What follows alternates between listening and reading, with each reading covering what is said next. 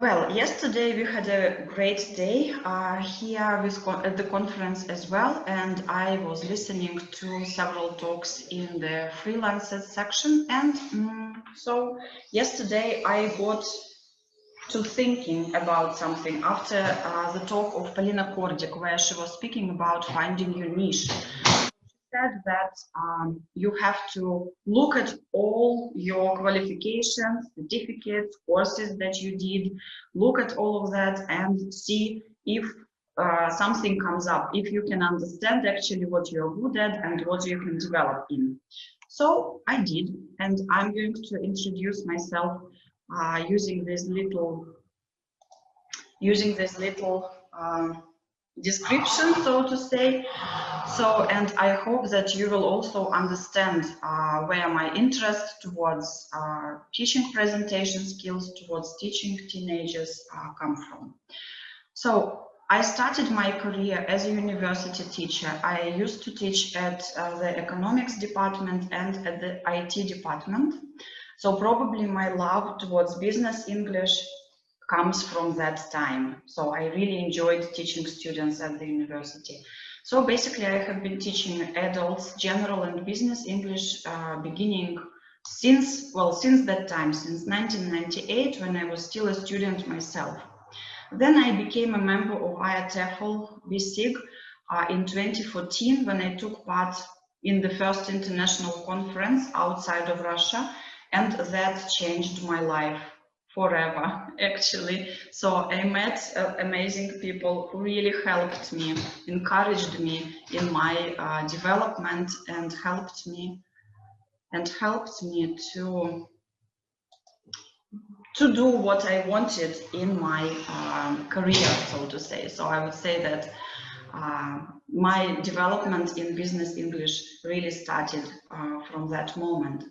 Then I started teaching at the Dmitry Nikitin School, and at first, of course, I was still teaching just adults. And when I had to start teaching teenagers, I was really horrified. So I didn't know how I would do it, so it was really scary. I had to cover for my colleague who was going on a maternity leave, and for me it was really scary. So I thought, okay, maybe I would just do it once, for 2 months till the end of the school year, and then that's it. And you know what? Actually, it did not finish like that.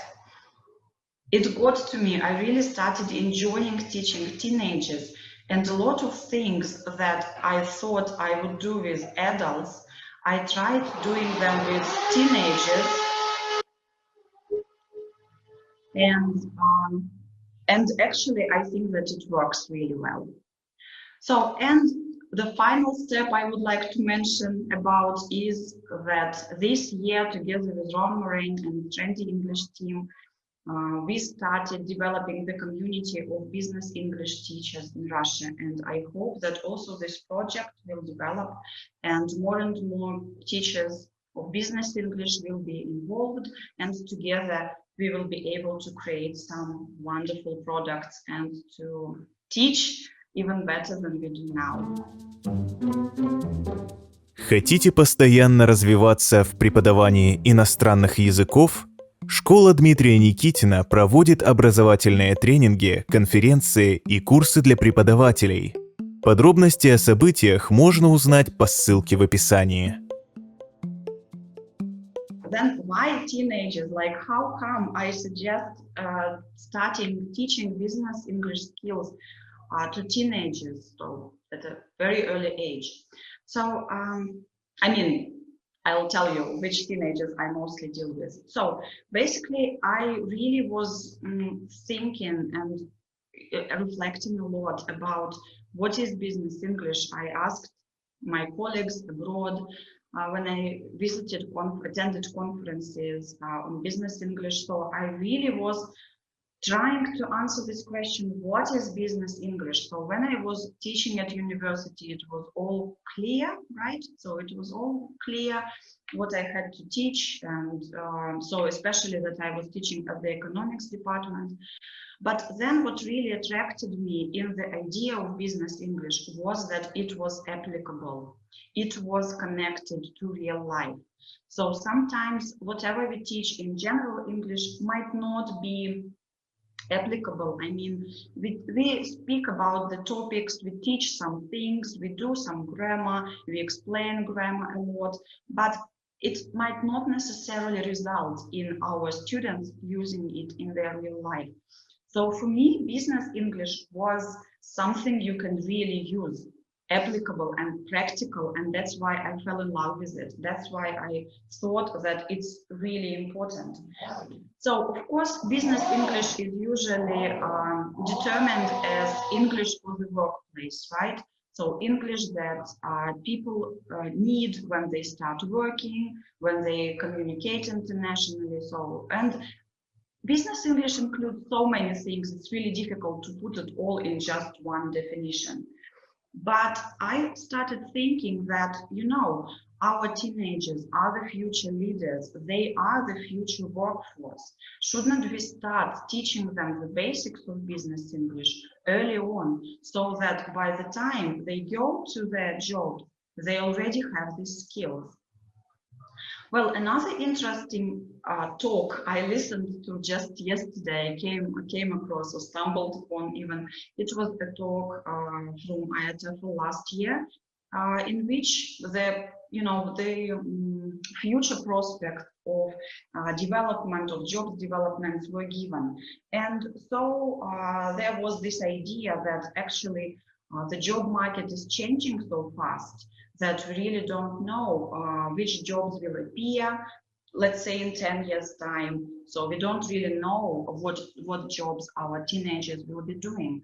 But what we know for sure is that these 21st century skills, and especially the 4 C's that we all know about, collaboration, communication, creativity, and critical thinking, and a lot of other little bits that grow out of these 4 C's, they will definitely be needed. So, and we have to teach our teenagers those skills. Well, and I'm going to tell you about our project that I started doing last year, in which I would say that I hope, I believe that teenagers have a chance to develop these 4 C's, and I'm going to go through the process of organizing the club that I'm going to talk about, and I hope that you'll understand how well these skills are being developed.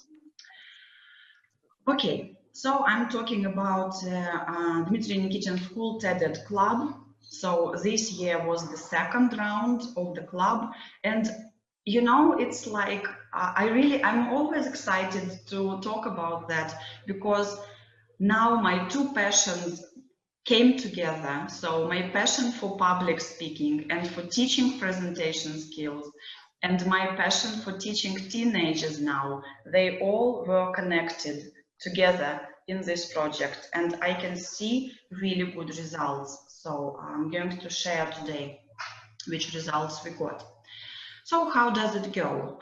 Well, basically it all started with me writing an email to TED asking for permission to organize a TED club.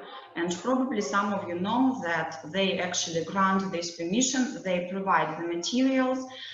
The only demand is that you have to do it free of charge. You can't charge for organizing the club.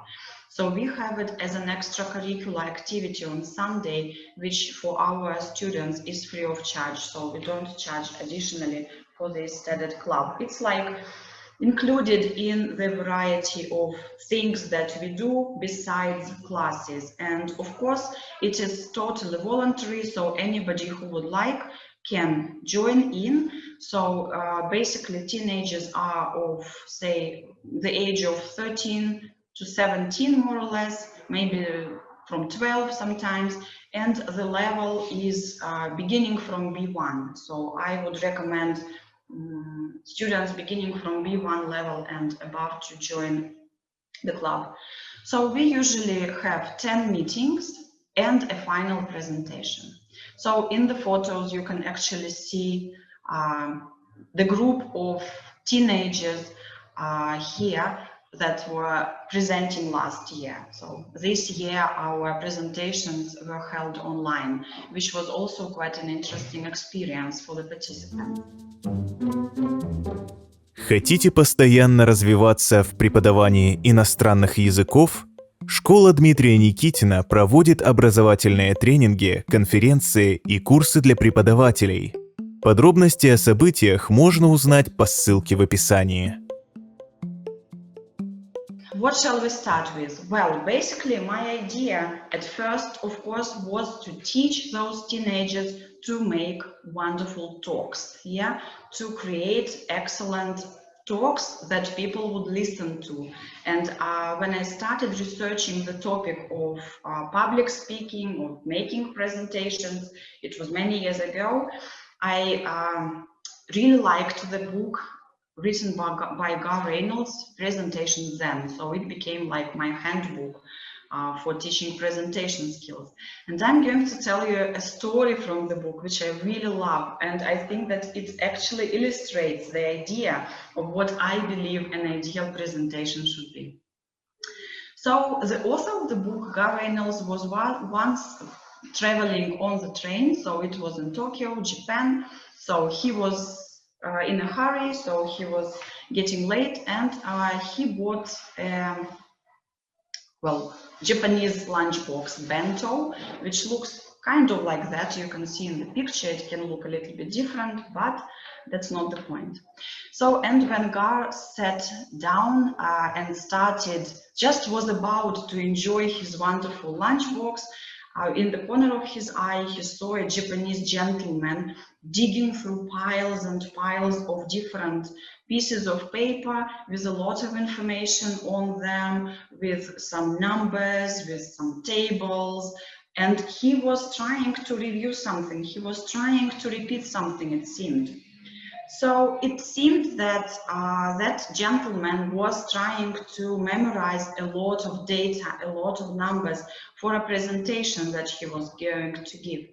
And Gar Reynolds, who was sitting there enjoying his lunch, he thought, well, why can't a business talk be more like bento, a Japanese lunchbox, including only, you know, the most nutritious ingredients, very simple in decoration, having nothing that is not up to the point, 20 minutes to spend, to enjoy your time, yes, to really enjoy your time. So, and then he asks a question, and when was the last time that you enjoyed somebody's talk that much as you enjoyed your lunch? So actually, I also hope that you had a nice lunch, and this photo can actually get you to thinking about matters other than food. And I really liked this metaphor, yeah, and I thought, really, like, why can't we create such presentations so that the content is appropriate, it's simple to understand, it's simple to grasp, it doesn't have anything that is unnecessary, it is all put in a very understandable, clear manner, and it speaks to you, yeah, it invites you as a listener, as the audience. Well, of course, creating a talk is not the main idea of our club. Well, that is the product that students will present in the end. But of course, the club is much more than that. The club is about creating this atmosphere in which students can learn those 4C skills: collaboration, communication, where they can develop critical thinking and creativity. You know, our teenagers actually are in a very difficult situation very often. They don't really have this safe environment where they can express their opinions openly and they would not be judged. I don't know about the schools in other countries and cities, but in our schools in Russia, teenagers are not really given the chance to speak out. They're not really given the chance to express their ideas because they have to follow instructions strictly. They have to do what the teacher asks. So the teacher is still, well, the focus of attention, I would say. And I would like, well, I wanted to create this atmosphere in the club where every member, first of all, was not afraid to express their ideas, even though they could be crazy, strange, or wild, or unpopular, I don't know, anything. So, and they would know that nobody would judge them. So we try to create this supportive atmosphere, yeah? And the first thing we do when we start the club for the year is to discuss the rules. And another thing that happens in the club is I try to give as much autonomy to the students as possible, which is again not a very usual thing for them in their lives, right? So their parents tell them what to do, their teachers tell them what to do. Sometimes, well, they don't have many chances to be themselves, to do what they want, to say what they want. So we discuss the club rules together. Of course, I do moderating and maybe prompting a little bit. So, and you can see what club rules we came up with. Yeah, so it's really important to listen to each other, help each other, collaboration, cooperation, give constructive feedback, not just that's rubbish or I don't like that. We had such situations when they did not agree with the ideas of each other. Of course, it's only natural, but I would not allow them to just criticize without giving some constructive feedback. So I really wanted students to feel safe and to want to go back and to want to be open.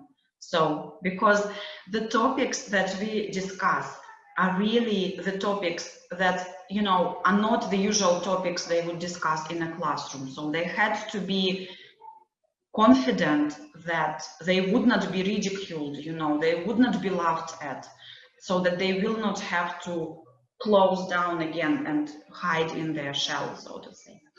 So step one, discussing the rules together, making a poster or making a slide that we can go back to and look at the rules. If there are new members who join the club during the year, we always introduce them to the rules. The next point is getting to know each other. And it's not only for the members of the club to get to know each other, but also for them to understand themselves. So the task is to create a badge, so to say, as you can see in the picture here, to create a badge using all these creative materials. It could be some pictures, some paintings. We do it in class usually if it is offline like that. So they cut things out. They really enjoy doing these little arts and crafts because at their age nobody already plays with them, like, you know, as if they're children, right? So in their primary school they did all that arts and crafts, drawing and stuff, and now everything is serious. So they really, I think, lack this element of creativity sometimes in their lives. So, and they have to think of 3 things in their life that make their heart beat faster. So maybe that is a hobby or an interest. And it's always really interesting to see how they open up, how they tell about themselves. And later on, it could help them choose the topic, yeah, of their future talk, because the topic can be connected with their interests, right, with their hobbies. So it doesn't only let the club members get to know each other, but I think that it also helps students themselves to understand their passion and their hobby and their interest. And they're always very proud to share their badges and to say what they are fond of, what they enjoy doing in their lives. We all like speaking about ourselves, right? So this step is a kind of self-presentation, isn't it? So it is a self-presentation that they will need to do in their future life all the time. Next step, because we have a TED club, yeah, so our club is based on TED Talks, and the slogan of TED is ideas worth spreading. So we discuss again together what is a great idea, and here you can see some of the ideas of teenagers that they came up with.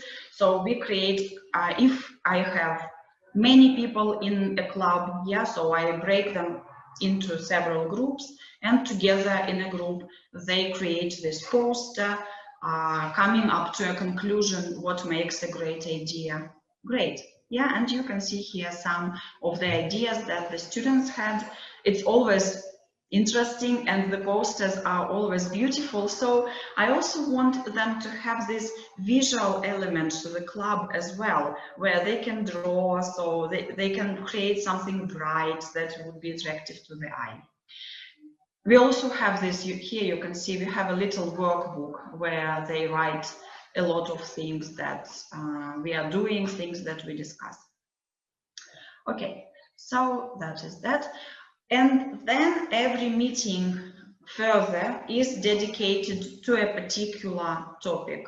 So we discuss, for example, the structure. Yeah, so we listen to TED Talks.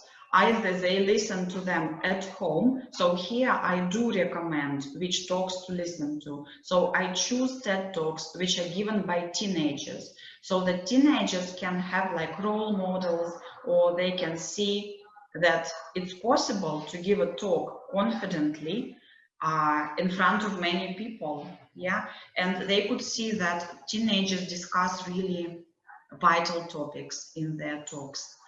So I give them the TED Talks to watch. If they want, of course, they can choose them themselves, and they do sometimes, but in class, at the meetings, we discuss certain TED Talks.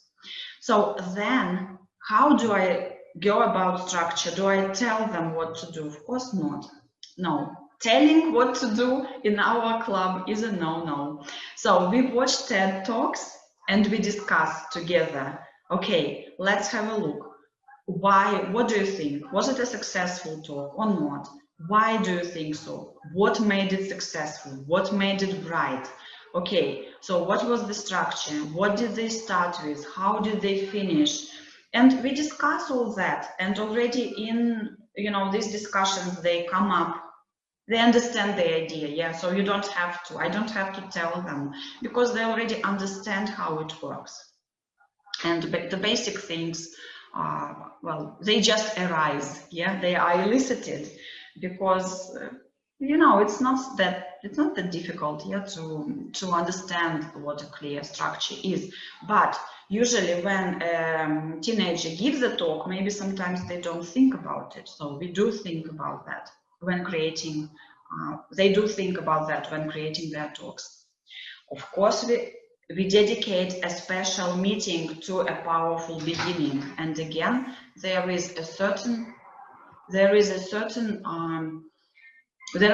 TED Talks which can be used as an example of using this or that beginning, right? So it could be a captivating story at the beginning, or maybe a short video, some rhetorical question, whatever. So there is a list in the slide. There are some of the variants how the talk can be started. And again, I don't give them the list.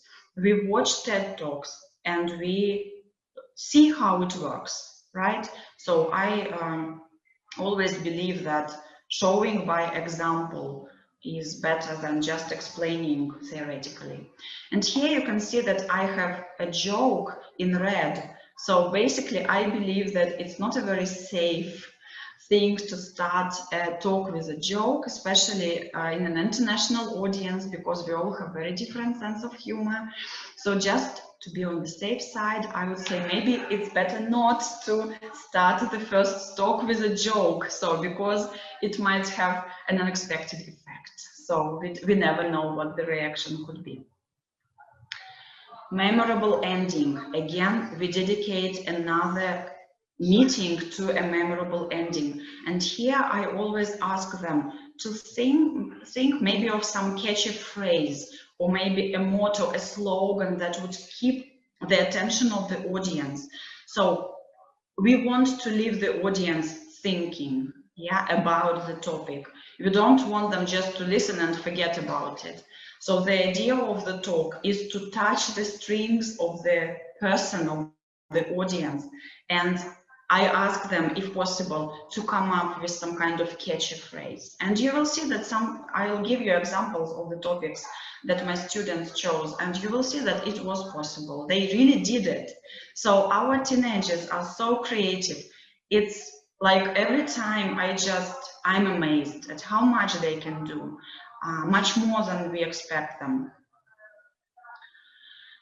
Storytelling, yeah, I love storytelling, and I also think that storytelling is one of the most powerful ways to put ideas into the world today. Well, just recently I analyzed, thinking about the talks that I enjoy. I came to a conclusion that usually the talks that I really love are based on a personal story. I don't know, maybe it's just me, but I personally really am attracted to the talks where the person tells their story. And again, I teach students, I teach teenagers not to be ashamed of share their personal stories, because when they do, that is when they make the most impact.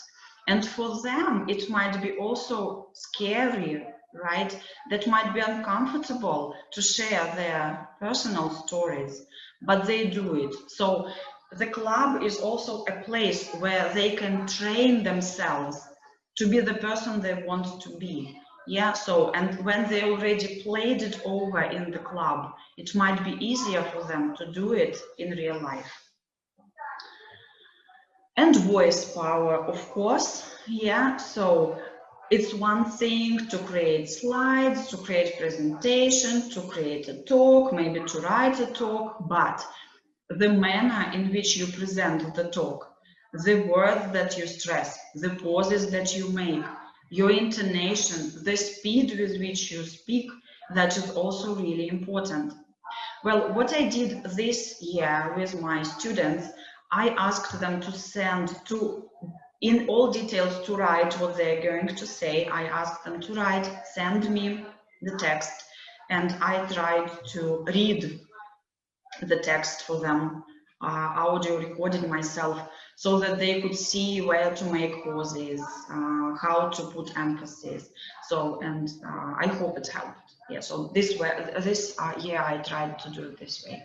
And of course we practice. So they practice delivering the talk for their fellow students, and their fellow students have to give feedback. Well, we do give a lot of feedback at all stages, beginning from the stage when they come up with their idea.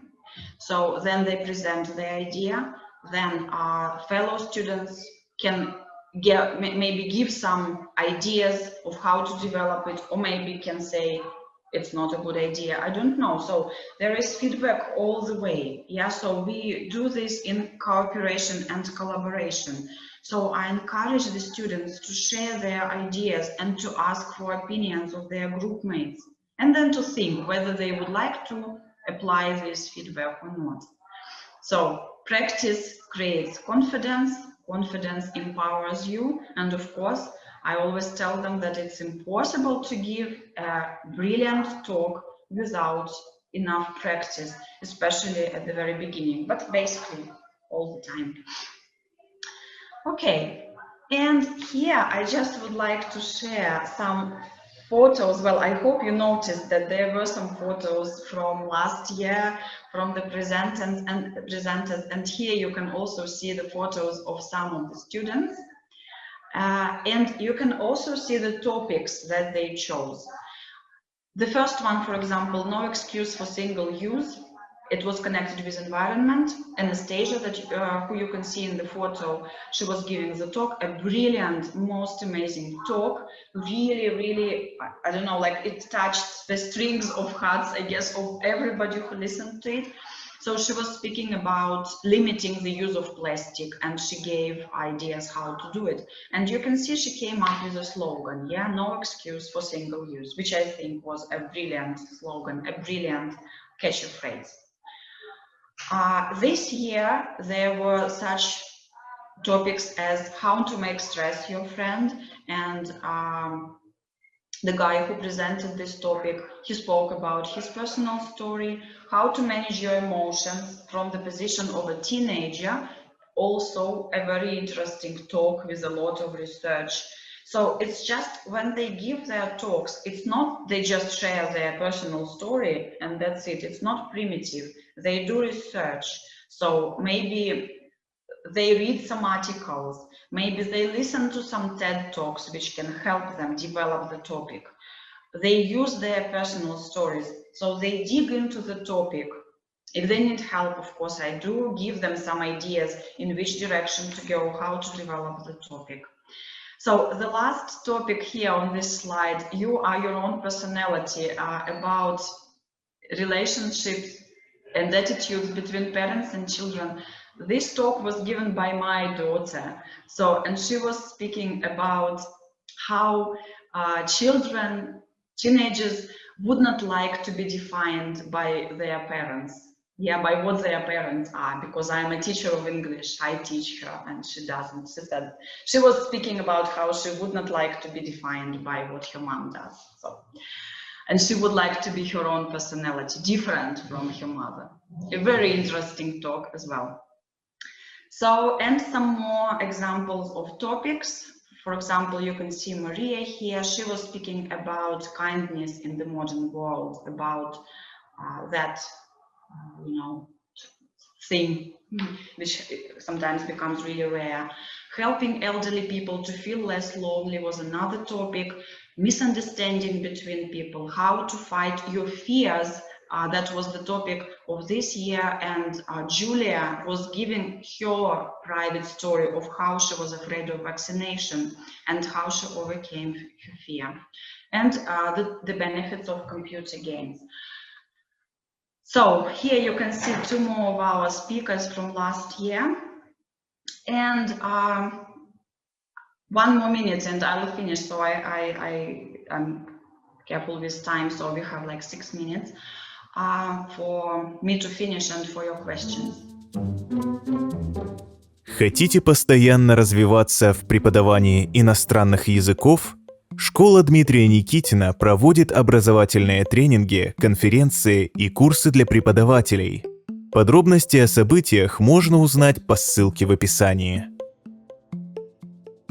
So what benefits do I see in organizing this club? And even though sometimes I'm a little bit, dismotivated, maybe, or not motivated, like this year, I only had 2 girls to begin with, and I was not very excited that I had so few participants. But in the long run, after we finish this cycle of 10 meetings, after I listened to their talks, I really am so happy we did it. Well, what I saw, what benefits I saw, and what I really appreciate in this club. Anyone can join, meaning any of our students can join in. And what was interesting was that we had 2 students. One of them was a Czech student, a student of Czech language at our school. He was not attending English classes and he still joined in, which was quite interesting. And this year we had a girl who attended Spanish language classes at our school, not English language classes, and she joined in. So I really enjoy having a variety of people, a variety of students. So that is the place where they get to know new people. Yes, they are not all my students. I mean, I don't teach all of them. Yes, they have different English language teachers, or even not English language. Other languages are learned as well. So it's like a variety of teenagers from different groups. Creative approach. Yeah, so here they have a chance to, as you could see, do some things they are good at, be that drawing, maybe they have to be creative with choosing of the topic, It also makes their brain work. What can they talk about so that the audience listens? So that's not an easy task as well. I was really worried when I first did it. I was really worried what they would choose, and I was really worried that I could not, you know, I could not choose it for them. I mean, like, I could not choose it. They had to choose, and I was really worried, but it all went really great.